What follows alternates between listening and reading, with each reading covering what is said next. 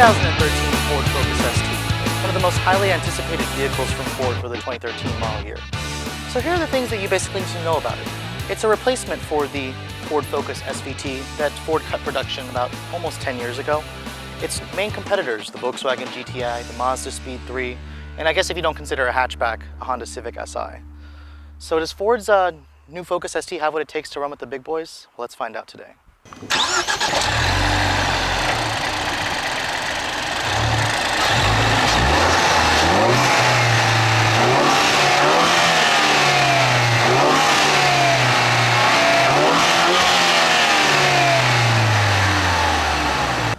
For those of you who have followed my channel very closely, you know that this is actually the second Focus ST that you guys are watching. The first one, which you can also view, was a Performance Blue ST2. Unfortunately, I wanted to show you guys an ST3. They're not out yet.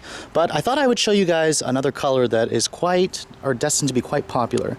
Now, this one is the Tuxedo Black Metallic. It's a really popular black color. This one is equipped just like the blue one, an ST2 with sunroof and navigation. This is probably one of the most common models you'll find. I have yet to see an ST1, which is basically just the standard 200A. That's the one that carries a base price of $24,495. Now, Tuxedo Black is destined to be a popular color because a lot of people who choose to buy a sport compact like this often choose black and maybe even white as one of their top colors. I think the ST actually looks really good in black. I mean, it's got the titanium's blacked out headlights. The black grille might look better. Now, a couple of criticisms that I really wanted to address. A lot of people are unsure if they like the styling of this vehicle. They say the front end looks a little too awkward for them. I've seen, everything range from it looks like a catfish to something else. I actually think the looks of this vehicle is fine, but looks are subjective. Everybody will have their own opinion. But personally, I think Ford has done a really good job with adding its own unique style to the Focus ST. I mean, because the Mazda Speed 3 has got its, smiley, grinning face. The GTI has the grown-up, adult, mature look to it. The Civic Si just looks kind of boring and dull compared to the two other vehicles that we're talking about in the class. But Ford has really done a good job. These 18-inch wheels are standard equipment on the ST. You also have the center-mounted exhaust pipes. Those are standard equipment. You get front and rear underbody spoilers along with a side spoiler or a side cell on the back, and then you have that rear roof spoiler on the top, which just adds a nice look to the vehicle. The Tuxedo Black really shows the sparkles, especially when the sun hits it. My only criticisms are I kind of think the 18-inch wheels, while those are standard equipment, are a little bit boring to me. I would prefer a machine finish with a dark spoke, kind of like what Ford offers on the Ford Mustang. I think a more stylistically interesting wheel would really benefit this car. This one does not have the front plate. I know in Virginia that you are required to have a front plate. Some states don't allow it.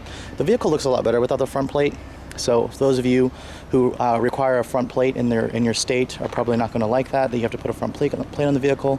Now those integrated turn signal mirrors are standard equipment on every ST, and every ST comes with summer performance tires. Something to consider if you're buying this vehicle in the wintertime. You're going to have to buy a set of all-season tires for this vehicle.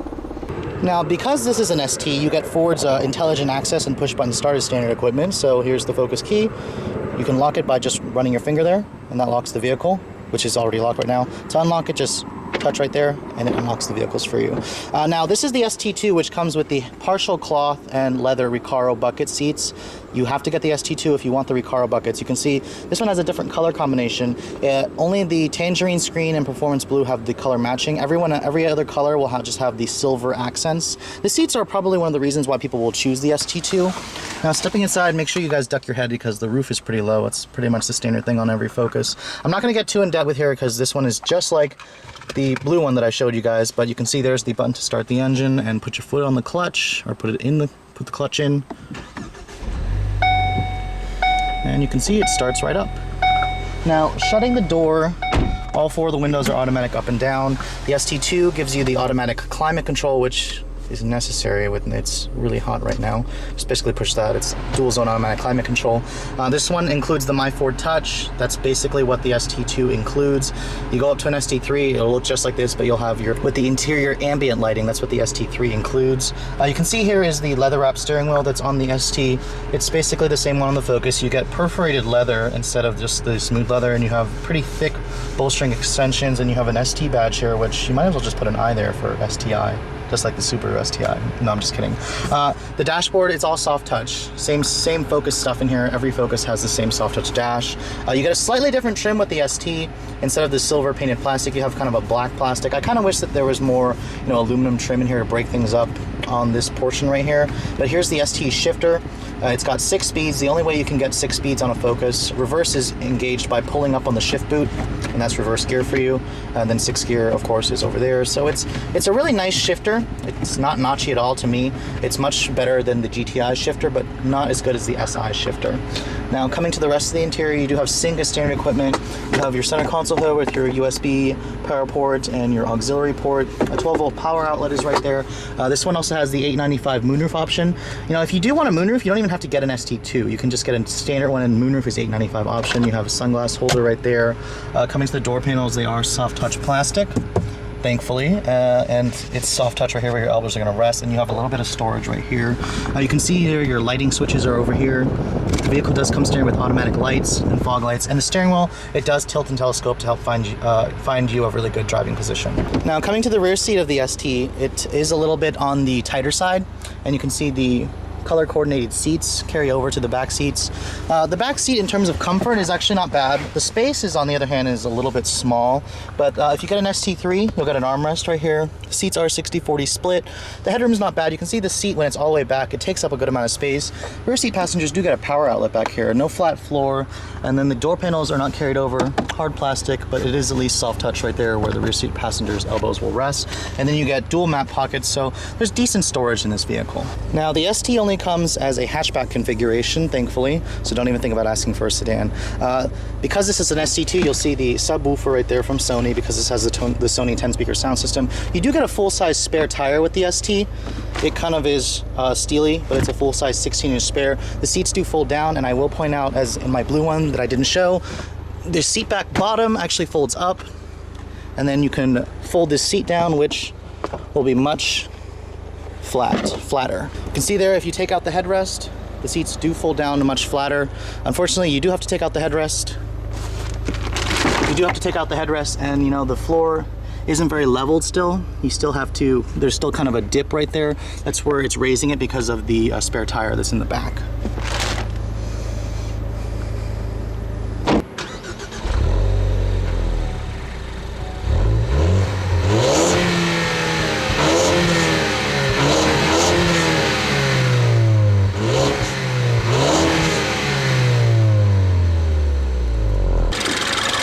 And then, of course, this is what makes the ST an ST, just like every other sport compact. Ford's 2-liter turbo EcoBoost engine. I'll show you guys mostly how it drives. You've seen how the way it looks several times. Here are the numbers: 252 horsepower and 270 foot-pounds of torque. You can run it on regular, but Ford recommends premium for the best performance and the maximum horsepower. Okay, all you sport compact fans out there, I know you guys are all aching for another taste of what the ST is like to drive. So for those of you who haven't had the opportunity to go to your local Ford dealer yet, let's take a look at how the ST drives again. You better get used to push button start if you're not used to it, because the ST only comes with a push button start. So anyways, if I can take the brake off. The one thing about the ST you'll notice right away, especially if you guys own a Speed 3 or a GTI, is just how easy this car is to drive. The shifter has the lightness and crispness of a Honda transmission. So if you guys have had an SI, you'll like the shifter. The clutch isn't as heavy as the GTIs or the Speed 3, and it has pretty good feel. It's on the lighter side. This car is just really fun and really easy to drive. So as a DD, if you're looking for a DD, this is definitely going to satisfy it.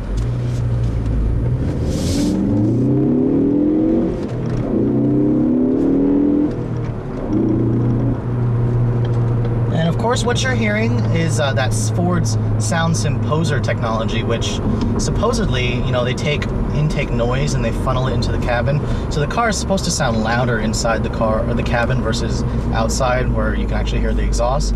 I think it sounds really good. A lot of enthusiasts have barked about how, especially the Volkswagen ones, have said, the GTI's engine sounds good. You don't need to add that fake Sound Symposer stuff to make the car sound any better. I'm kind of indifferent to it.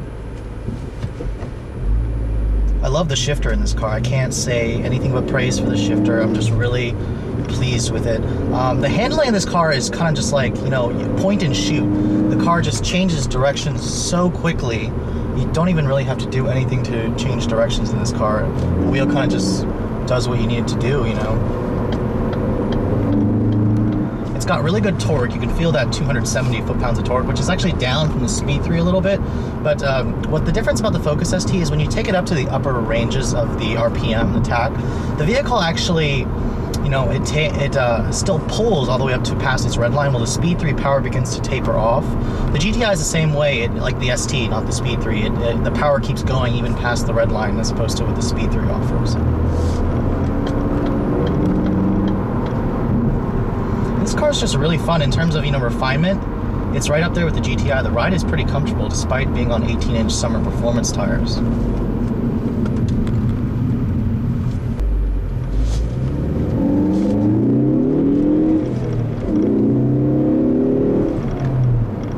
You know, the anti-torque technology that Ford has imposed on this vehicle, because this vehicle does not have a limited slip diff. It has what Ford calls their torque vectoring control. It's not a full limited slip diff.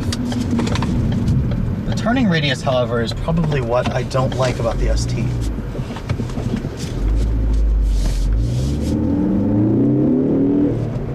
The turning radius for this vehicle is probably one of my negatives. It's about 39 feet.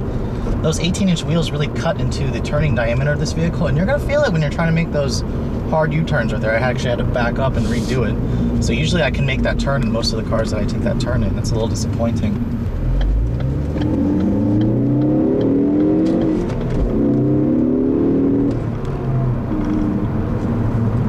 All right, so now on to the final deciding factor for, you know, choosing a hot hatch, and that's price. Now, I know the ST is expensive. You know, a fully loaded ST3 will pretty much cut you in at right under 30 grand. 28.9 is what you'll find for an ST3. This is the ST2.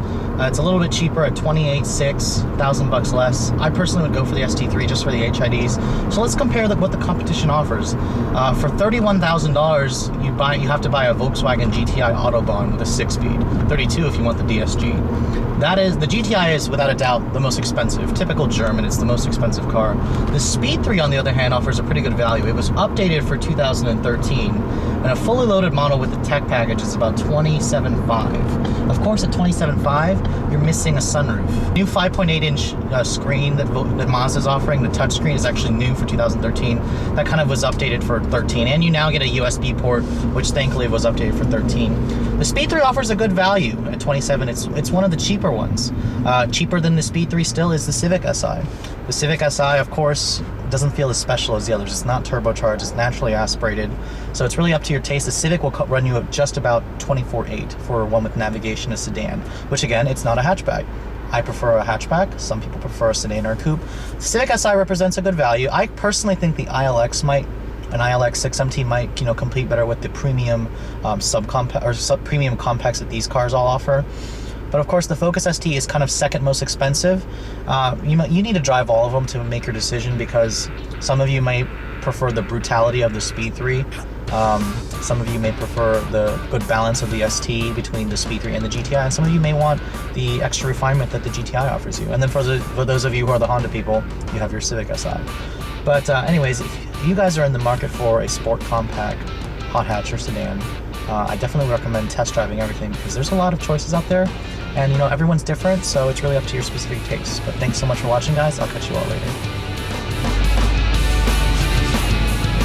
Seriously, this car has the worst turning circle.